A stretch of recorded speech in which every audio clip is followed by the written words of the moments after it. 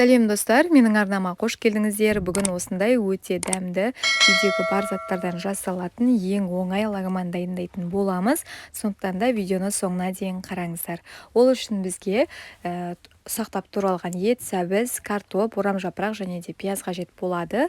Уақыт алмас үшін мен осылай турап қойдым. Енді етіміздің үстіне сұйық майымыз бен соя соусын құйып, жақсылап араластырып аламыз да 20 минутқа қалдырып қоятын боламыз.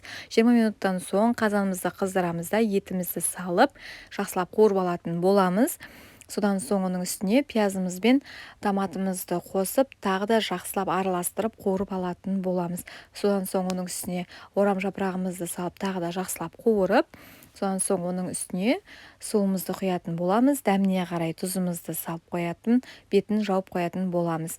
Мына жерде мен қайнап жатырған суға спагеттимізді пісіріп алатын боламыз. Дәміне қарай тұзымызды салып, бетін жауып қоятын боламыз.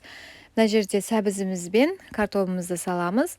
Тағы да бетін жауып қоятын боламыз. Мына жерде мен спагеттим пісіп қалды. Енді суын төгіп шығарып алатын боламыз. Мінекей, дайын болған лагманымызды атысымызға тек құйып бере салатын боламыз.